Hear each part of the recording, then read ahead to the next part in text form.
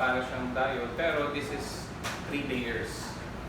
So magkakaroon tayo ng 3 layers that has 3 terminals. So before di ba yung diode pinag-aralan natin, it's a PN junction. So dalawa yung kanyang semiconductor material, dalawa rin yung kanyang terminal. So we have the anode and we have the cathode. So sa transistor, meron tayong different types. So we have the BJT and the FET. So ang unang pag-aaralan natin is the BJT or the bipolar junction transistor. Pero let us define first, ano ba yung tinatawag na yung word na transistor. So just to define, these are devices that transfer current from input to output terminals or ports. So tinatransfer niya yung kuryente galing sa input palabas sa isang output. With different impedances or resistances or yung resistor na tinatawag. So yung input side natin, kaiba ang impedance or resistance compared with the output. So magkaiba yan. Kaya siya tinawag na transistor is transfer. Ano yung tinatransfer from input to output? Kuryente, current. No? With different resistances or resistor. Kaya transistor. Okay? Kaya tinawag na transistor. So, this is just a general diagram ng isang, or block diagram rather, kung paano gumagana isang transistor. So, this is what we call a two-port model. Ang two-port model, standard na yung direction ng kuryente. Kuryente sa input is papasok dito. Kuryente sa output is papasok dito. Okay? This will vary depending upon the model or the biasing technique or configuration na gagamitin natin. But this one, standard na yan. Okay? This is your input voltage, AC. Output voltage is also AC. Ito yung mga properties niya. Sa input, meron tayong tinatawag na input impedance. Alam niyo ba kung anong impedance? Hindi. Okay, discuss na natin. Impedance is represented by letter Z. It has two components. So this is equal to R plus JX.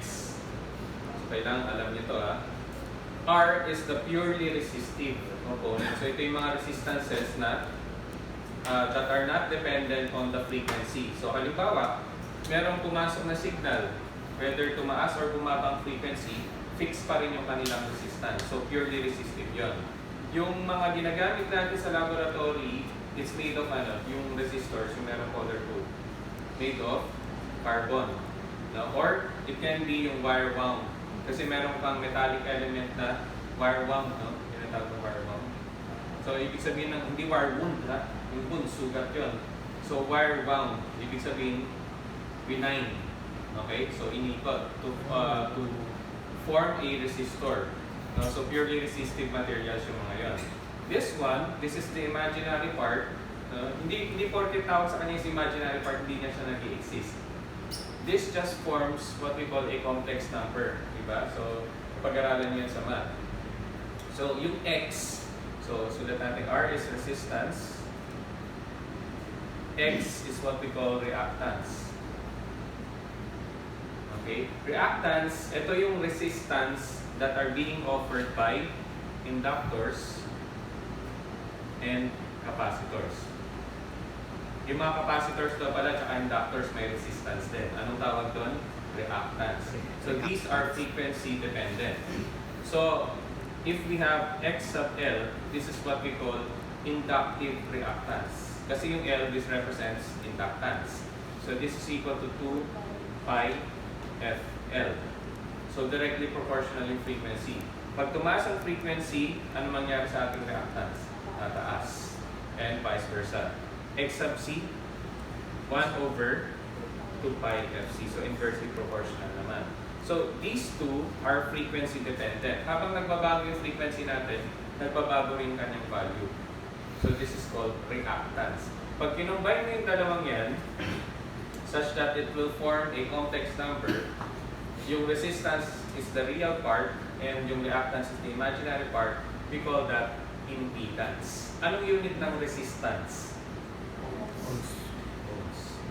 Ano kaya ang unit ng reactance? Pwede ba tayong mag-add ng ohms and volts? Ohms plus volts? Hindi. Kailangan same unit. Therefore, this is also in ohms. Di ba sabi ko nga yung reactance is the resistance ng mga capacitors at inductors. So therefore, anong unit kaya yung impedance? Ohms din. Okay. What if it is purely resistive yung ating circuit? Resistance can also be called as impedance. Okay. What if it is purely reactive? So, ibig sabihin yan, we can also call reactance as impedance. So, in this two-part model, this may contain purely resistive elements or purely reactive or both. Okay? So, in general, it's called impedance. Anong kabaliktaran ni resistance? Napanggit na ito before. What is the reciprocal of resistance? Conductance, di ba? Anong unit yan? Mos or Siemens. How about reciprocal ni reactance?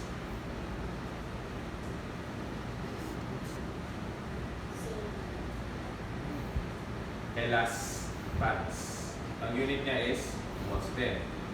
Reciprocal ni impedance? Admittance. So reciprocal ni resistance is conductance G. Reciprocal ni reactance is elastance B. Reciprocal ni impedance is admittance. So lahat yan have the unit of mos or Siemens. Okay, anyway, balik tayo dito. So, ang input port natin or input side ng ating transistor has its own value of impedance. May kanya-kanyang impedance yan sa input. Okay, sa output meron din. But as you notice, I represented it with, anong tawag dyan? The symbol na yan. Anong klaseng source? Current or voltage source? Current source. So, anong klaseng current source? Dependent or independent? Dependent kasi tayo mag-shape. So, ibig sabihin, yung kuryente mo sa output, nakadepende sa isang value. Saan siya nakadepende? Sa kuryente ng input. Ulitin ko, yung kuryente ng output is dependent on the value of the kuryente ng input. Okay, ang output natin is represented also by its own impedance. So may impedance ang input or resistance, kung pwede nyo isipin as resistance yun, no? May impedance din yung output natin. So kapag may pumasok dito na AC signal, no, it will induce a current. No? Merong, ang tawag natin is I sub I or the input current. As you notice, small letter yung ating subscript. Bakit? This is AC. Okay, kapag small letter yung ginagamit natin subscript, it represents an AC parameter or AC value. The same with PI. And also, yung input impedance is small letter, yung ating subscript, it's because it's an AC parameter. Okay. So, pag na-transfer na yung kuryente natin sa output, no, dadaan siya sa Z out. Okay? And then, magkakaroon tayo ng kuryente na I out. But the direction of this is dependent on the configuration. If it is common emitter, common collector, or common collector, common base rather for BJT, and common source, common drain, or common gate for FET. So, as of now, kailangan ito, maintindihan natin na ito yung general block diagram natin or two-port model natin tawag. Bakit two-port? Ano ba ibig sabihin ng port? Port is basically daanan. Daanan siya ng ano? Ng signal. So, we have two ports, input port and output port. Okay? As you notice, meron din tayo sa baba. Hindi pwedeng iisa lang yung wire natin or yung terminal or port. Pares yan. Isang positive at isang negative. Ibig sabihin, isang hot or isang ano isa? Isang hot, cold. Hot pumapasok. Yung palabas, ano yan? Neutral. Okay? So, hot, papasok dyan yung kuryente. To complete the circuit, kailangan bumalik siya, di ba? So, this is the hot. Diyan pumapasok yung signal natin. Magka-terminate siya doon sa neutral. Okay? So, hot and neutral. Dalawa palagi yan. The neutral is generally referred to as the ground. So, generally, yung hot is always positive. Hindi. So, pwede siyang maging negative. Paano ko malalaman? Depende sa circuit configuration natin. So, halimbawa, if it is PNP or NPN. So, next. Anong na-notice nyo dun sa sine wave sa input at sine wave sa output? malaki ang output, sir. Mas malaki yung output. Ano pa?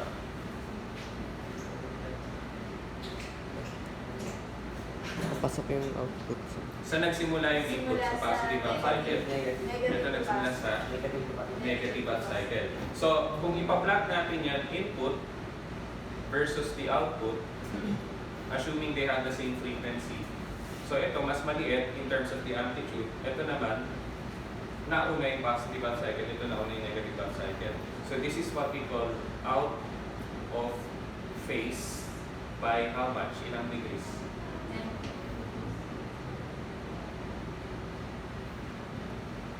Di ba supposed to be nandito siya? No, kung in phase sila, ganito dapat siya. Diba? So, ilang degrees yun? 180 degrees. So, this is out of phase by 180 degrees or ilang radians? 5 radians. So, tatandaan yung conversion between radians and degrees. Okay. So, usually, sa isang amplifier, nagkakaroon tayo ng phase shift. Okay? So, in this case, is 180 degree out of phase.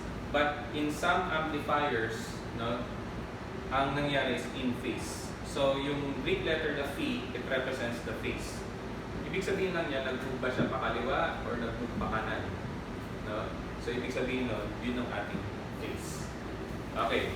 So, the first type of transistor na ating i-discuss is what we call the BJT or the bipolar junction transistor. So, later malalaman natin bakit bipolar yung tawag sa kanya. Transistor, alam na natin, di ba? Transferring current from input to output with different resistors or resistances. Okay. So, it is a 3-layer semiconductor device. So, yung dating dinidiscuss natin na PN junction diode, we have the anode and cathode, dalawa. So this time nadagdagan, naging 3 na. So saan ba ginagamit yung BJT or basically yung mga transistors? Ito yung mga basic functions ng transistor. So number 1, to amplify signals. So parang ganito, no? Nagpasok tayo ng maliit na signal, AC, lumabas siya as amplified version. No? Number 2, to act as an electronic switch. Ano ba ginagawa ng switch? On off. Basically, it just turns a circuit on or off. Okay? Which is ginagamit natin for high-speed switching, for pulse modulation, for transferring serial data, for sensors. Ginagamit din natin yan. Basta anything na nangangailangan ng on at off sa isang circuit, pwede natin gamitin yung transistors in general. Hindi lang basta sa BJT yan. Okay. Ano yung mga secondary functions kung ito yung main function niya? So, secondary functions, ibig sabihin, ito talaga siya ginagamit. Pero ano pa yung iba? So, the first one is a voltage buffer. Ano ibig sabihin doon? Kung ano yung pumasok, yun yung lumabas. Bakit hindi na lang indirekta? Gagamit pa tayo ng transistor. So, malalaman natin in our further discussions. No? Number 2, attenuator. Ito, this is what we call amplification. So, it's considered as an amplifier. Okay, na-amplify yung AC signal. How about yung attenuator? Attenuator, pinaliliit niya. Bakit ganun? Ba't kailangan papaliitin? Kasi there are circuits that can handle only a range of voltages. So, kinakailangan, pipiin mo siya para magkasya. So, that's what we call an attenuator. So, those are the secondary functions ng ating transistor. Not only to BJT, but also to FET. So, we have 2 types of BJTs. We have the PNP and NPN. So, let me just draw the construction of a PNP muna. So, we have the P-type, N-type, and then we have the P-type. So, it's a 3-layer semiconductor device. So, itong P-type na to sa kaliwa, this is what we call emitter. Okay? So, emitter. So, as you notice, it's being capitalized. So, nakakapital yung ating letter for the emitter. Kasi, in electronics 1, we're only concerned with DC analysis. Pagdating sa electronics 2, yun na, nadadagdagan na tayo ng AC analysis. That's DC plus AC. Okay? So, puro capital yung ginagamit natin sa electronics 1. The second terminal, that's what we call the base. Base. So, we have, spell out ko, no? We have the emitter, the base, and the third terminal, we call that the collector. So, the emitter, the base, and the collector. Anong napapansin nyo doon sa construction ng ating PNP?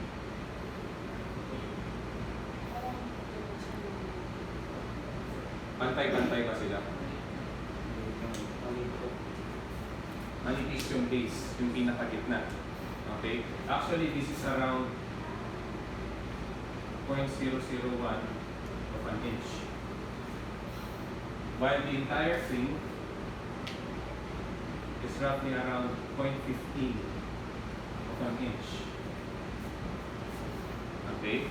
So, ang pinakamanipis na layer is what we call the base. Ano pang differences nila? So, number 1, no? Differences or properties na lang. Properties,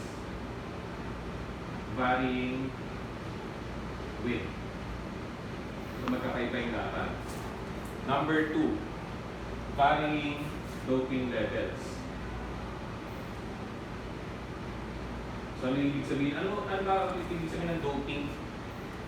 Injection of impurities to improve what? The conductivity. Di ba ang purpose ng semiconductor? Babayas mo, maging siyang insulator. Ibayas mo, maging siyang conductor. Di ba kaya nga semiconductor? Na kalahating insulator, kalahating conductor, depende sa bias na ina-apply natin.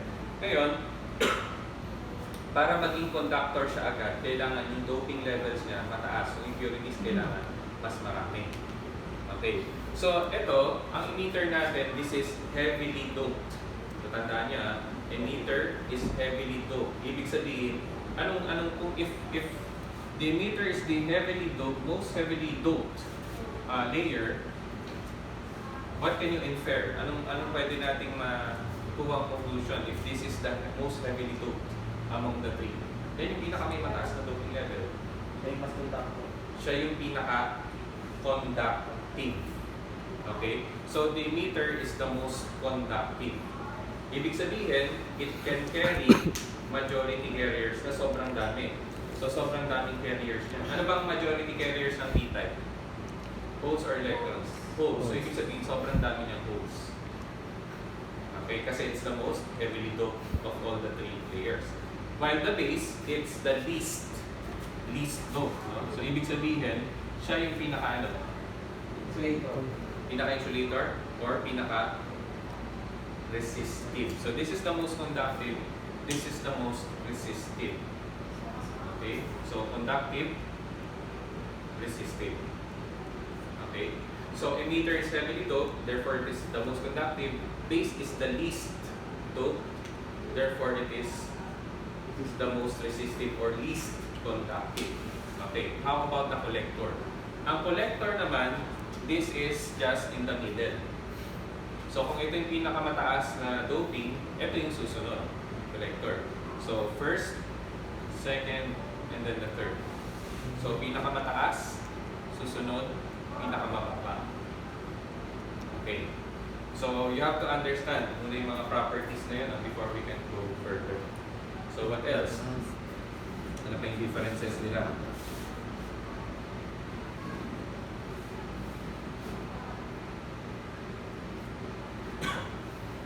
So we have the varying widths, the varying doping levels. Of course, we have different biasing. So later on, malalaman natin how do we properly bias a transistor.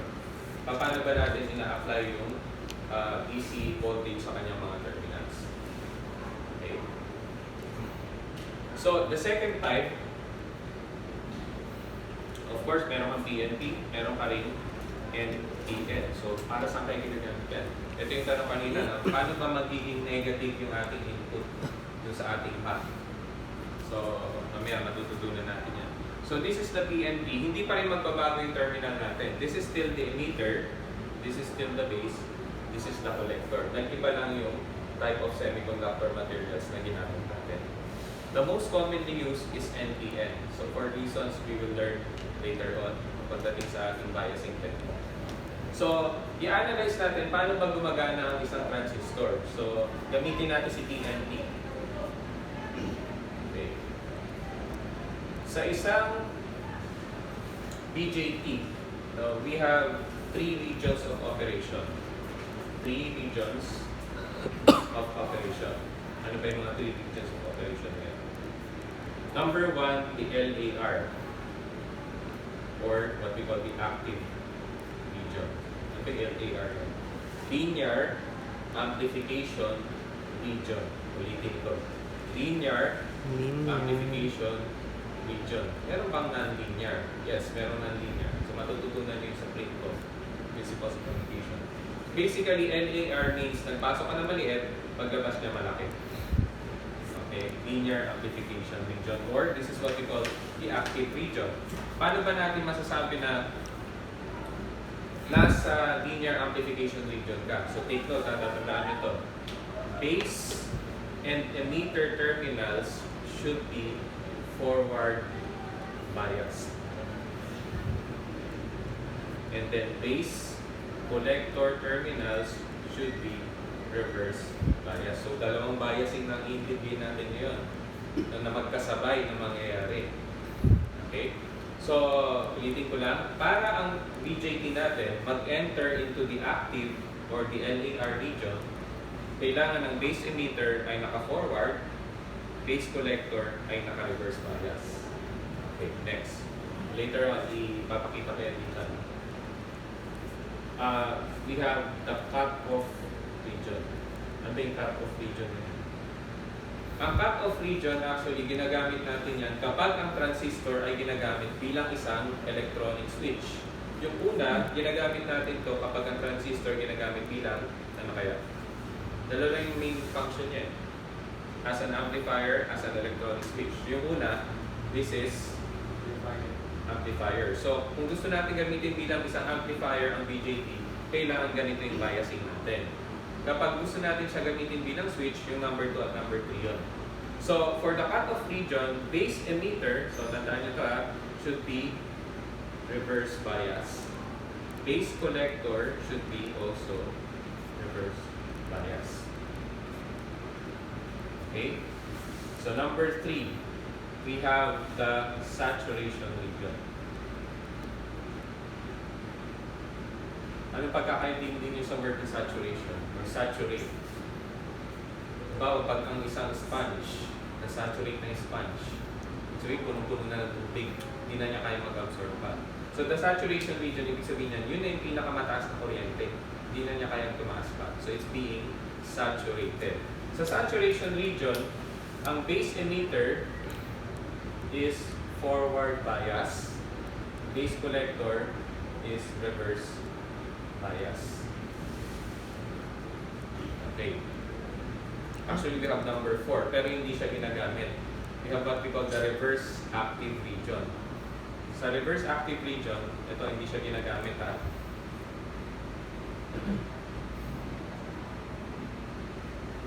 Ang base emitter ay ano kaya? Apat na combination lang yan. Reverse forward. Reverse bias to, while base collector is forward bias. Hindi natin ginagamit yan. Kasi pag ito ang ginamit natin configuration, anong pinasok mo, yun ang lalabas. So parang useless din. Hindi siya nag-amplify. Bakit mo pa ginamit? Okay, so hindi natin ginagamit yung reverse active region. Ang ginagamit lang natin is the LAR for an amplifier and cut-off and saturation for electronic switch. So basically on or off. Ang cut-off, this is what we call the off condition. The saturation region, this is what we call the on condition. So nag-on at off lang tayo. Kung ginagamit natin siya bilang isang electronic switch. Okay, so babalik tayo sa PNP natin. Okay natin dito. So let us bias the transistor, the BJT, para sa linear amplification region. Sa 2 at 3, mamaya sa example natin. PNP. Emitter, base, collector.